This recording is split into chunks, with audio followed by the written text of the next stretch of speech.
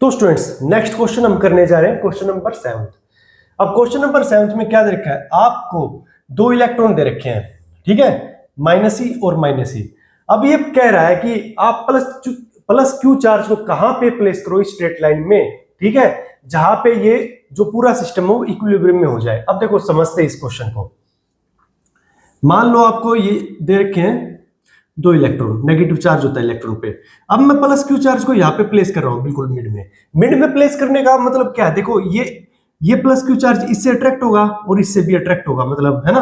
अब क्या होगा, अट्रैक्ट तो होगा और लेकिन जो इक्वल फोर्स के साथ होगा, इससे भी इक्वल फोर्स से और इससे भी इक्वल फोर्स से, तभी जाके इक्विलिब्रियम में होगा। अगर मैं मान लो आप ये कहो कि सर आपने ये बीच में ही क्यों रखा, आप साइड में भी रख सकते हो। तो देखो ये -e है और ये भी -e है। अगर मैं मान लो यहाँ पे रख दूं इसको प्लस क्यू चार्ज को, तो क्या होगा, देखो ये प्लस क्यू चार्ज इससे अट्रैक्ट होगा ना और दूसरे से भी अट्रैक्ट हो रहा है। क्या ये फोर्स जीरो हो रही है? नहीं हो रही है यहाँ पे रखने पे। तो ये मुझे यहाँ पे बीच में ही रखना पड़ेगा ताकि नेट फोर्स हमारी जीरो हो जाए, ताकि जितना ये अट्रैक्ट करे उतना ही अट्रैक्ट करे और ये equal and opposite force cancel out हो जाए, एक ही साइड, है ना। अब यहाँ पे तो दोनों फोर्स एक ही साइड लग रही है, तो नेट फोर्स तो जीरो हो ही नहीं सकती है, ठीक है। तो मैंने बीच में रखा। अब देखो मैं क्या करता हूं, पिछले क्वेश्चन की तरह ये इस वाले चार्ज पे मैं नेट फोर्स जीरो मान लेता हूं, F = 0। तो देखो इसमें क्या आएगा, हमारा फोर्स का formula K × -e × plus Q. अब इन दोनों के बीच का डिस्टेंस जैसे ऊपर मैंने बना रखा 2x है, तो इस प्लस क्यू से भी x हो जाएगा, इससे भी x। तो देखो 2x, फिर ये x बच जाएगा और ये भी x बच जाएगा।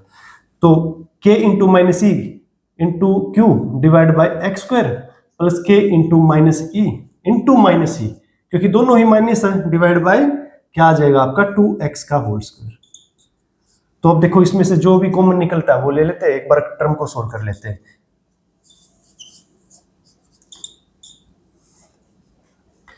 -e × -e प्लस आ जाएगा ke² बाय 4x², ठीक है। तो इसमें से ke बाय x² कॉमन आ जाएगा, तो ये -q/q आ जाएगा। देखो यहाँ पे सिर्फ -q बच गया प्लस e/4 बच गया, ठीक है, ये हमारा बच गया। अब देखो ये टर्म है, ये हमारी जीरो के बराबर हो नहीं सकती, क्योंकि k क्या है, फोर्स कांस्टेंट, e इलेक्ट्रॉन का चार्ज और x डिस्टेंस है, डिस्टेंस भी जीरो नहीं हो सकता। सिर्फ ये वाले जो बीच वाली टर्म है वो जीरो होगी। अगर ये जीरो होगी तो -q प्लस e/4 = 0, तो -q = -e/4। तो q क्या आ गया, e/4। यानी कि देखो जो e/4 आ गया हमारा q, जो कि पॉजिटिव वैल्यू है, ठीक है, जो चार्ज हमारा पॉजिटिव वैल्यू आ गया।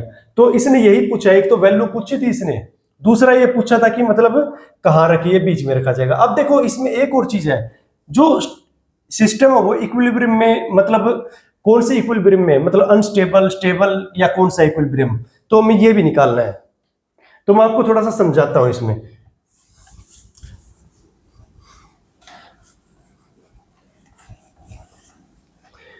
तो देखो हमारा ये क्वेश्चन था, देखो इसमें ये -e है, ये -e है, और हमारी ये जो वैल्यू है e/4 आई, ठीक है, इसकी जो बिल्कुल बीच में रखा गया है। देखो मैं अगर इस वाले चार्ज को थोड़ा सा इस साइड पुल करूंगा, मान लो ये -e और मैं इस चार्ज को थोड़ा सा यहां ले आया और ये -e। अब देखो ये चार्ज तो पॉजिटिव है, ये तो इसकी तरफ अट्रैक्ट होता ही चला जाएगा, क्योंकि ये इसके ज्यादा नजदीक है और ये नेगेटिव चार्ज भी है, तो ये इसकी तरफ अट्रैक्ट होता चला जाएगा, ठीक है। तो ये इक्विलिब्रियम अनस्टेबल इक्विलिब्रियम, यानी कि आप अगर चार्ज को थोड़ा सा भी डिस्प्लेस करते हो ना, तो वो यहाँ पे बीच में वापस नहीं आएगा, ये इसी तरफ खींचा चला जाएगा, ठीक है। तो ये जो इक्विलिब्रियम है अनस्टेबल इक्विलिब्रियम है।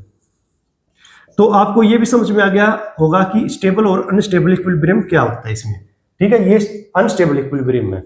चलो आगे दूसरा क्वेश्चन करते हैं। तो स्टूडेंट हमें क्वेश्चन दे रखा है, देखो ये इस तरीके से क्वेश्चन दे रखा है, +2 माइक्रोकूलम और +2 माइक्रोकूलम, ठीक है, ये इस तरीके से रख रखे हैं यहाँ पे ऐसे, ठीक है।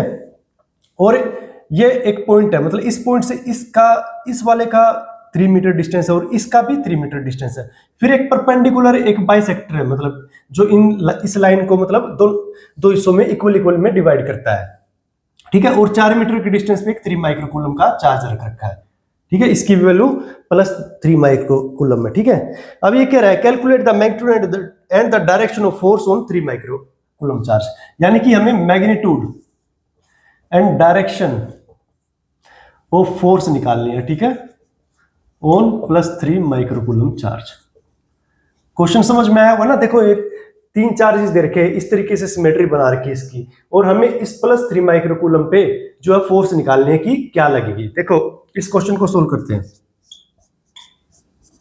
ठीक है। इसको सोल्व करने के लिए हम क्या करते हैं, देखो ये तो हमारी इसका डायग्राम दे रखा है। अब एक देखो इस +3 माइक्रो कूलम पे फोर्स निकालने है। अब देखो ये भी पॉजिटिव है, ये भी पॉजिटिव है, इन दोनों चार्जेस की वजह से जो फोर्स लगेगी इस पे वो क्या लगेगी, रिपल्सिव फोर्स, यानी कि जो +3 माइक्रो कूलम पे जो फोर्स लग रही है इस वाले 2 माइक्रो कूलम की वजह से फोर्स वो रिपल्सिव लग रही है, यानी कि फोर्स रिपल्सिव। मैं इसको F1 कह देता हूं।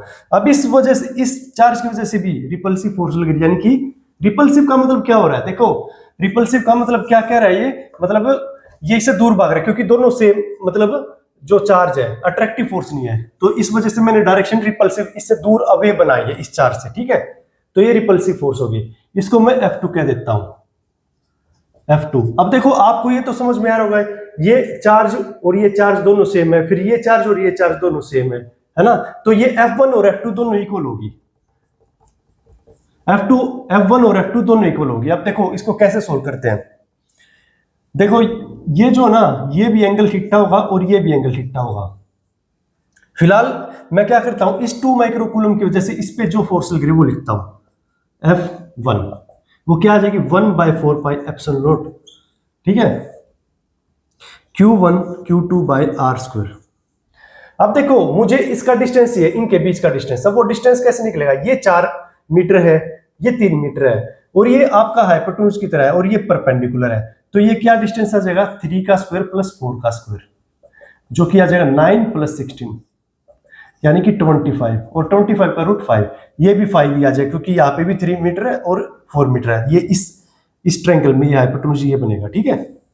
समझ में आ रहा होगा ये, है ना, ये भी परपेंडिकुलर है। तो देखते हैं अब Q1 क्या है, मैं 2 माइक्रो कूलम लिख लेता हूं।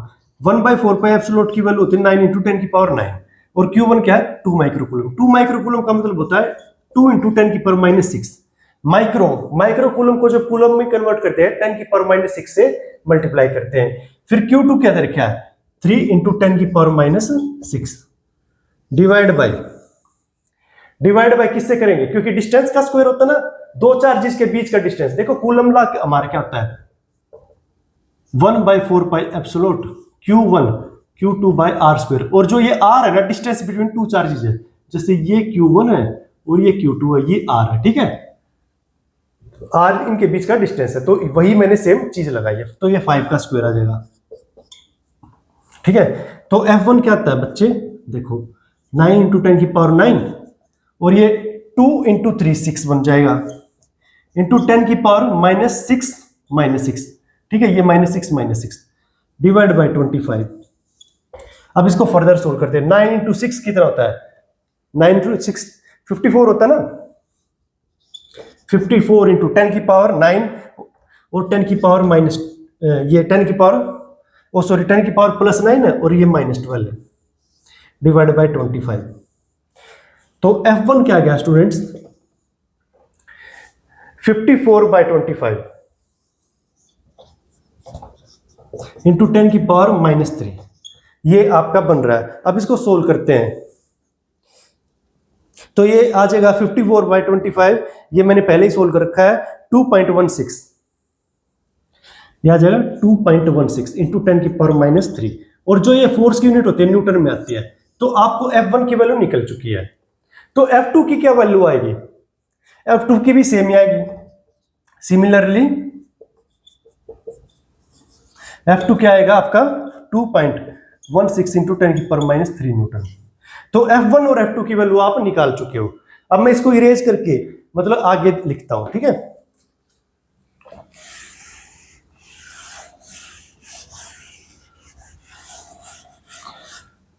तो F1 और F2 की वैल्यू आपकी ये आ गई, यही F1 है इसका, ठीक है, ये जो आपकी वैल्यू आई है। अब देखो आप ये समझो F1 आपका ऐसे है और F2 इस साइड है, देखो मैं थोड़ा सा इसको आगे फर्दर सोल्व करता हूं। देखो ये ऐसे आपका एक तरीके से F2 ऐसे है और F1 ऐसे है कुछ, और ये एंगल जो है ना ये थीटा है। अगर मैं इसको आगे इंक्रीज करूं तो ये भी थीटा हो जाएगा, ये भी थीटा। आपको एफ नेट निकालना कि नेट फोर्स क्या लग रही है। अब देखो F1 और F2 सेम है। अगर मैं इसको दो कंपोनेंट्स में ब्रेक करता हूं, triangle law of vector addition में जैसे हम करते थे, तो F2 इस साइड है और ये वाला बेस है, तो ये क्या हो जाएगा F2 कोस थीटा इस साइड वाला।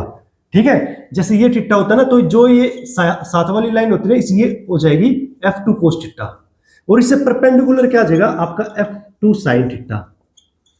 ठीक है, ऐसे सिमिलरली ये भी थीटा एंगल बन रहा था और ये F1 फोर्स थी। ठीक है, F1 फोर्स थी, तो ये क्या हो जाएगा, देखो इसका ये वाला तो F1 साइन थीटा हो जाएगा और इस साइड क्या हो जाएगा F1 कोस थीटा। और ये देखो दोनों ही F2 कोस थीटा और F1 कोस थीटा इसी डायरेक्शन में लग रहे हैं, तो ये दोनों ऐड हो जाएंगे। और F2 कोस थीटा इस साइड है और देखो ऐसे कुछ लग रहा है, और F1 साइन थीटा ऐसे लग रहा है।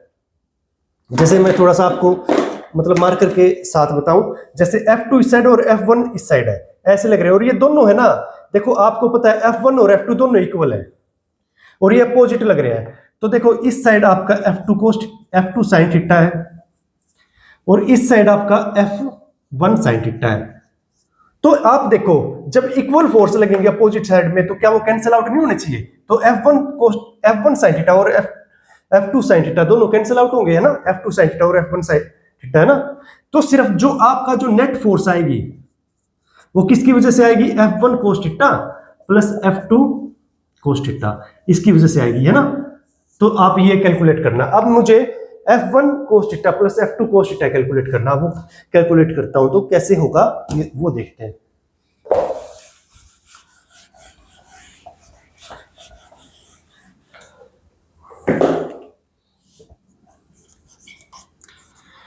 तो F नेट क्या थी, F1 cos theta plus F2 cos theta.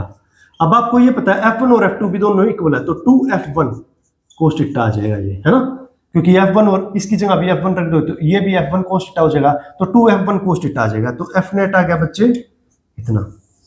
ये सारा 11th क्लास में जैसे हम करते थे ना वैसे ही सब चीजें हैं। अब देखो F1 तो आपको पता है ये निकाल रखा है, बट कोस थीटा कैसे निकालोगे। देखो कोस थीटा आप कैसे निकालोगे, ये देखो कोस थीटा क्या होता है, बेस अपॉन हाइपोटेन्यूज। अब देखो बेस इसमें क्या है, इस ट्रायंगल में अगर ये थीटा है तो बेस तो 4 मीटर बन गया, तो 4, और हाइपोटेन्यूज क्या हो जाएगा 5, तो कोस थीटा आ गया आपका 4/5।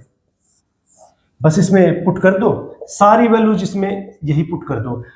F1 की क्या है 2.16 इंटू 10⁻³ और कोस थीटा क्या आ जाएगा 4/5। तो बस इसको सोल्व करो और आपका आंसर इजीली कैलकुलेट हो जाएगा। तो आंसर कैलकुलेट मैंने कर रखा है इसका, तो मैं आंसर लिख देता हूं आपको 3.5 इंटू 10⁻³ न्यूटन। और आपको अगर डायरेक्शन पूछेगी डायरेक्शन किस साइड लग रही है नेट फोर्स की, वो इस साइड लग रही है। ठीक है, ये आप समझ में हो गए। अगर मान लो मैं इसको O और X एक्सिस कह देता हूं तो नेट फोर्स हमारी X एक्सिस में लग रही है ना, अलोंग OX, है ना। बस इसका ये आंसर आ जाएगा। चलो अब